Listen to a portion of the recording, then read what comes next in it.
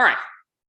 Mentioned we're going to get to Esther, but we're going to look at the Bible as a whole for a second, and then we're going to narrow it down into Esther. And I want to be able to show you some things that that are very cool. But let's start right here. We're going to jump to Matthew 13, and I'm sure you heard about the kingdom parables. It's been preached on many, many times. I know if you're a good Southern Baptist kid, you've heard the parables multiple times.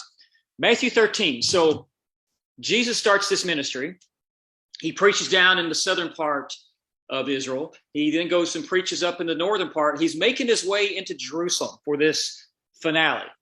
But something happens in Matthew 12. I don't want to say changes his ministry, but he adjusts it. And what happens in chapter 12 is from that point forward, he will no longer speak to the crowds except in parables. And that's a little bit of a change. And his disciples recognize it. And they're like, wow, this is different. These stories that he's telling, we don't get it. And they go to him and they're asking him, man, what happened? So this is kind of an outline of Matthew 13. You could go back through and study on your own, but it has the 7 parables that we're going to look at. This is the order of them. But it starts twice actually in there. They will come to him and ask him, why are you doing this? What's this change all about? So we're going to look at just that part. We're not going to go through the 7 parables, but I encourage you to read it on your own. And they come to him. I mean, remember, keep in mind, he's speaking to the crowds and he's telling story after story after story, parable. Here's a lost coin. Here's a pearl. Here's a mustard tree.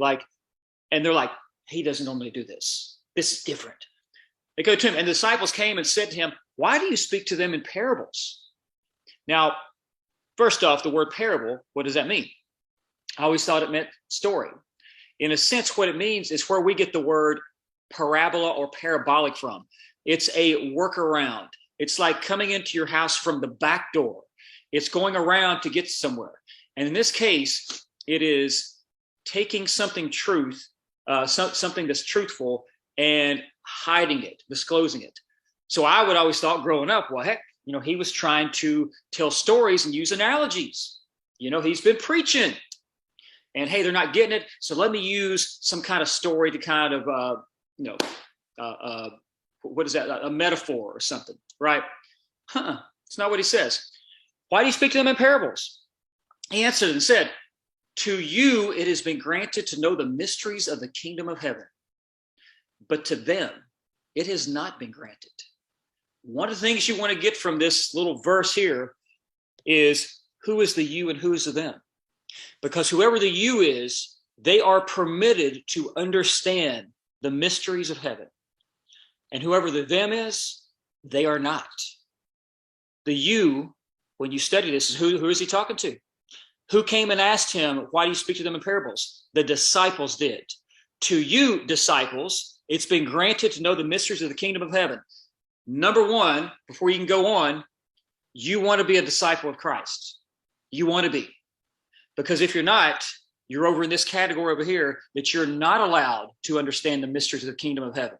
So you got the disciples and you got the crowds. In our world, it would be believers, followers of Christ. We should be disciples. The rest is the world. Non-believers, Gentiles. There you go. So he goes on, for whoever has, and this goes back into this understanding the mysteries of the kingdom of heaven, whoever has, to him more shall be given. And he will have an abundance. And this is abundance of knowledge and wisdom and understanding. But whoever does not have, even what he has shall be taken away from him. And part of this was this, I'm sure the 4 soils, you probably heard that parable, right? What happens? The seed falls on these 4 different soils.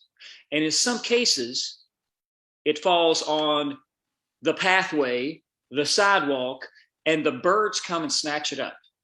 And those birds show up a couple times in those 7 parables. And what you discover is the birds are the enemies of God.